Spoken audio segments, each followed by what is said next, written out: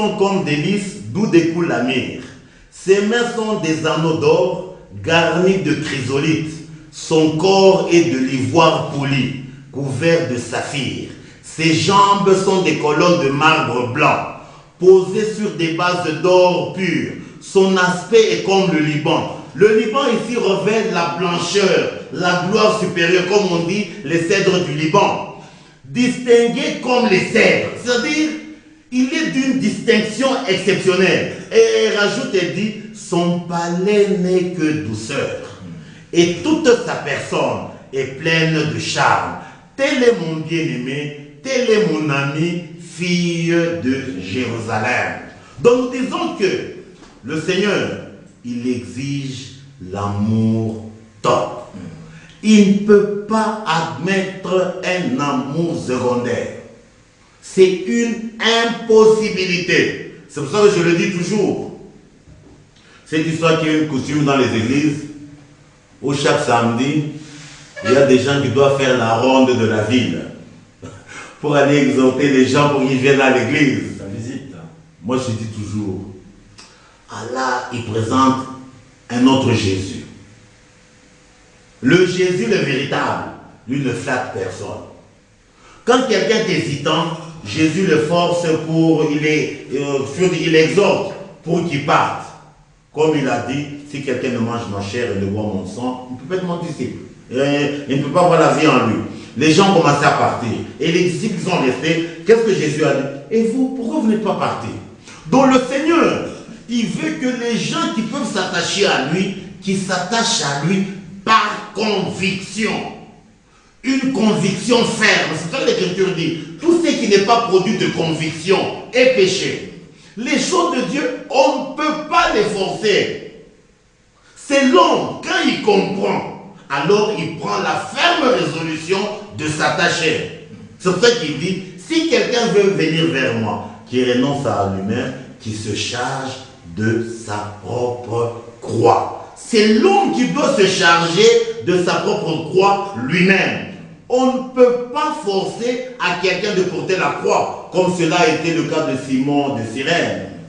Il quittait de son champ où il n'avait rien à voir avec le Seigneur. Et les sacrificateurs ont forcé Simon de Cyrène pour porter la croix de Jésus. Et le Seigneur ne veut pas des gens qu'on force. Il veut des gens qui s'attachent à lui par conviction. Nous disons que la jeune fille revêt les capacités d'aimer d'une manière top. Et c'est ce que le Seigneur exige. Maintenant, quand nous rentrons un peu à notre texte, comme nous l'avons dit, les 4 ingrédients, comme il est dit, le Seigneur l'a dit, vous êtes le sel du monde. Si le sel perd sa saveur, avec quoi la lui rendront-on?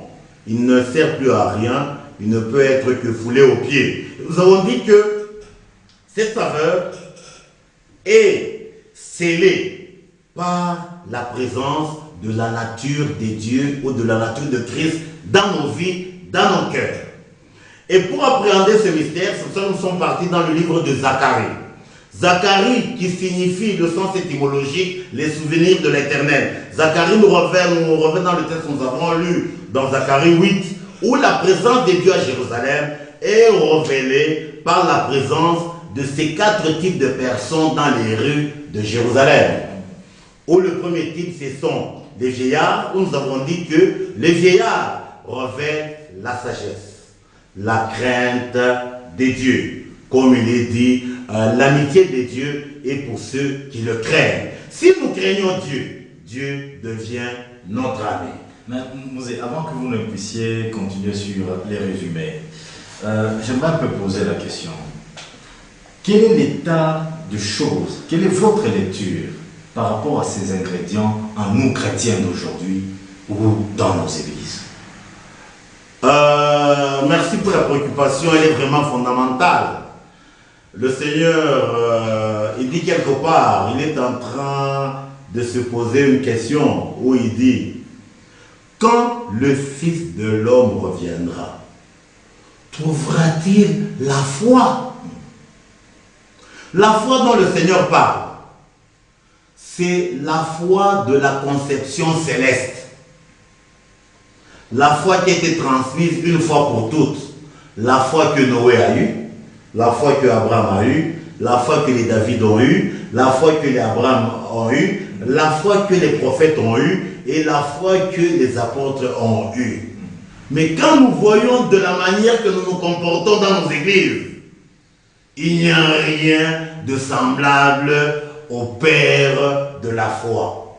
Vous comprenez un peu? Il n'y a ni vieillard, il n'y a ni, je ne sais pas, jeunes filles, surtout les jeunes filles. Ouais. Donc il n'y a pas de désir. Ouais, donc, pas d'amour. alors, le Seigneur, la foi qu'il réclame, c'est la foi authentique. Pas la foi de conception terrestre. Aujourd'hui, nous avons des doctrines, chaque doctrine est avec sa foi.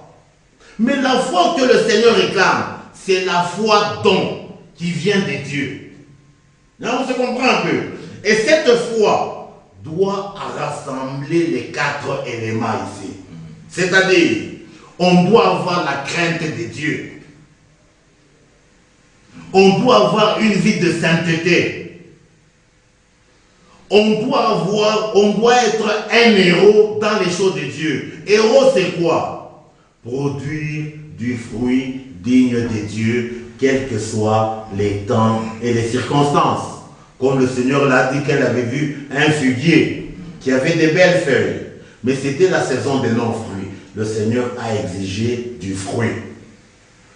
Les fruits qu'on doit produire au Seigneur ne peuvent pas être en rapport avec les circonstances ou les saisons.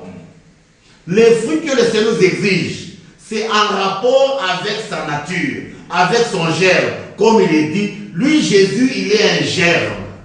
Même dans l'eau, il germe. Même dans le feu, il germe. Même dans le désert, il germe.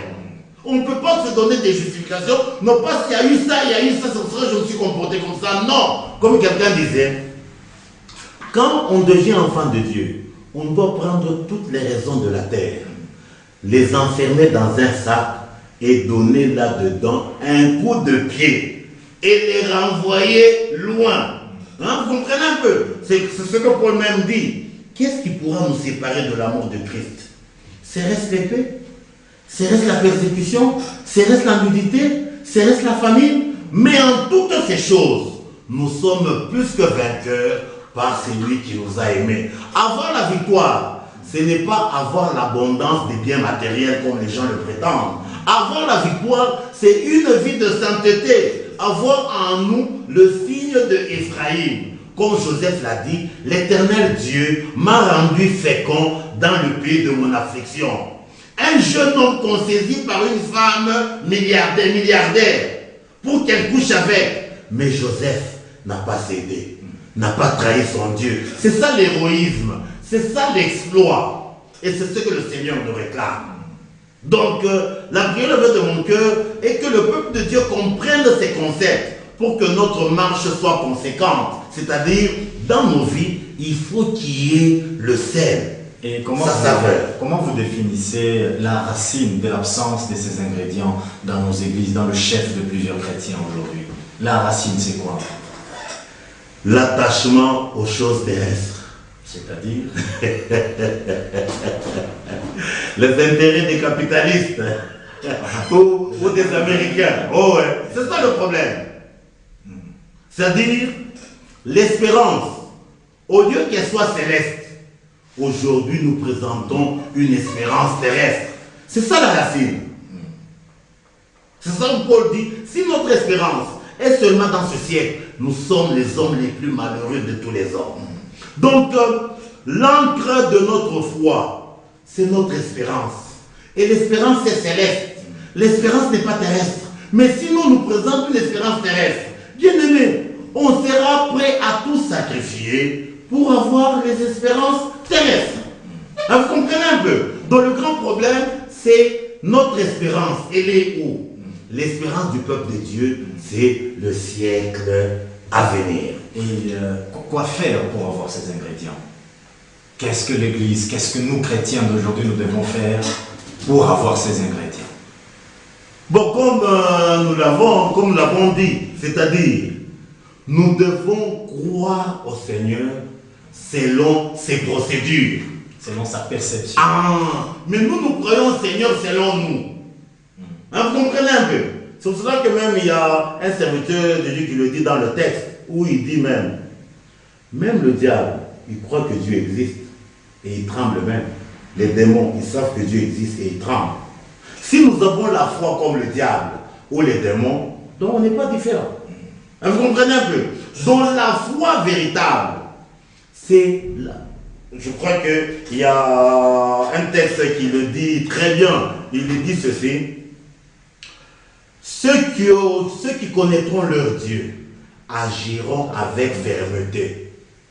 Le grand problème, c'est quoi? La connaissance est médiocre. La connaissance est biaisée. Si la connaissance est biaisée, même la foi est biaisée. Parce que le premier élément important, c'est la connaissance. Elle doit être excellente. Ce n'est pas les capacités humaines. C'est une connaissance dont la source est la révélation de Dieu. Et vous, serviteurs de Dieu, vous possédez même les mots. Même les mots sont possédés.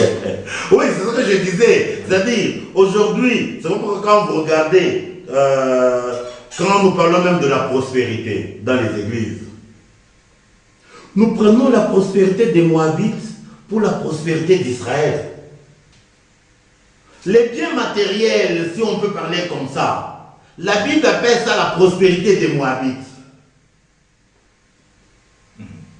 Le roi des Moabites, à savoir Balak, quand il a appelé Balaam pour maudire Israël, quand Balaam a refusé, qu'est-ce qu'il lui a dit Balaam? Tu as raté beaucoup de choses. Si tu avais maudit Israël, j'allais te donner des maisons pleines d'argent et pleines d'or. Et la Bible dit, quand nous allons dans Deutéronome 33, il est dit ceci, on va lire, c'est un texte quand même important, Deutéronome 33, non, 23. 23, il est dit ceci, nous lisons à partir du verset 3.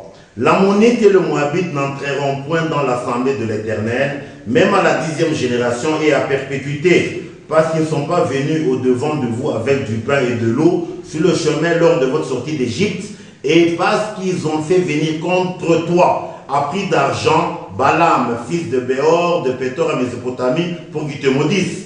Mais l'Éternel, ton Dieu, n'a point voulu écouter Balaam, et l'Éternel, ton Dieu, a changé pour toi la malédiction en bénédiction, parce que tu es aimé de l'Éternel, ton Dieu. Tu n'auras souci ni de leur prospérité, ni de leur bien-être, tant que tu vivras à perpétuité. Donc Dieu dit ceci, Israël ne peut jamais avoir, donc ne peut jamais envier la prospérité des Moabites, ni leur bien-être. C'est ce que Naomi avec son mari avait fait. Quand il y avait la famine à Bethléem, ils ont envié la prospérité des Moabites et leur bien-être. Donc ils ont marché à l'encontre de ce texte. La prospérité des Moabites, c'est quoi? Les matériels, les choses terrestres. La prospérité d'Israël. Nous allons lire là où on révèle la prospérité d'Israël. C'est dans le livre de Zacharie. Zacharie veut dire le souvenir de l'Éternel, c'est-à-dire ce qui est dans les pensées des dieux. Nous sommes dans Zacharie chapitre 9. Nous lisons à partir du verset 5. Il est dit ceci. L'Éternel des armées les protégera. Ils dévoreront, ils vaincront les pierres de la fronde. Ils boiront, ils seront bruyants comme pris par de vin. Ils seront pleins comme une coupe, comme les coins de l'autel. L'Éternel, leur Dieu, les sauvera en ces jours-là, comme le troupeau de son peuple, car ils sont les pierres d'un diadème, qui brilleront dans son pays. 17. Oh, quelle prospérité pour eux! Quelle beauté! Le froment fera croître le jeune homme et le mou les jeunes filles. La prospérité d'Israël, c'est ce qui est révélé dans le point 17. Le froment fera croître le jeune homme et le mou les jeunes filles. On en a parlé. Le froment, c'est quoi? Le blé. le signe de la parole de Dieu, doit faire croître les jeunes hommes. Les jeunes hommes, c'est quoi? La vigueur pour résister à l'ennemi. Et le froment, c'est quoi? C'est ce que Christ a appelé la chair, le pain qui est descendu du ciel. Les jeunes filles, c'est quoi? C'est ce que nous avons dit, les capacités d'aimer. Pour aimer le Seigneur, qu'est-ce qui nous garantit, qui nous donne, qui nous assure les capacités pour aimer le Seigneur? Le mou. Le mou, c'est quoi? C'est le vin qui n'a pas fermenté, à savoir l'image du sang de Christ. Donc les deux éléments qui rassurent au peuple la prospérité selon Dieu ou la beauté, c'est le froment, à savoir la parole de Dieu, le pain véritable qui doit soutenir nos cœurs, comme Daniel quand il était à Babylone. Quel que soit ce qui est arrivé, son cœur était soutenu. Il mangeait rien que les verts pâturages et l'eau. Son cœur était soutenu. Le mot, c'est quoi? Les jeunes, comme je l'ai dit, c'est les capacités d'aimer le Seigneur. Et pour aimer le Seigneur, ce n'est que quand le sang de Christ se retrouve au-dedans de nous. C'est-à-dire, nous devons nous séparer de notre sang, de nos pensées humaines, pour nous attacher aux pensées du Seigneur. Comme Philippiens le dit, ayez en vous les sentiments qui étaient en Christ, lequel, existant en forme de Dieu, il n'a pas cherché comme une proie à arracher d'être l'égal de Dieu, mais il s'est humilié jusqu'à la mort honteuse, la mort de la croix. Puisqu'il s'est humilié, un nom supérieur lui a été donné au-dessus de tous les noms. Donc nous disons que, comme vous avez dit, la vigueur qui est l'image des jeunes garçons est assurée par le froment, le pain, comme nous l'avons dit. Nous devons serrer, remplir la parole dans nos cœurs. Si nous avons la connaissance, bien aimé, on ne va pas être comme l'Écriture le dit. Mon peuple meurt faute de connaissance. Et la deux rajoute encore dans Osée, puisqu'il n'y a pas de connaissance de Dieu dans le pays, Dieu va entrer en procès avec son peuple. Nous disons que donc les quatre ingrédients, comme l'avons dit, les vieillards, la sagesse, la crainte de Dieu, les femmes âgées, la sainteté, le respect, la pudeur, la retenue, les jeunes hommes, la vigueur, la force pour résister au péché, et les jeunes filles, les capacités d'aimer. On doit aimer le Seigneur plus que toute autre chose.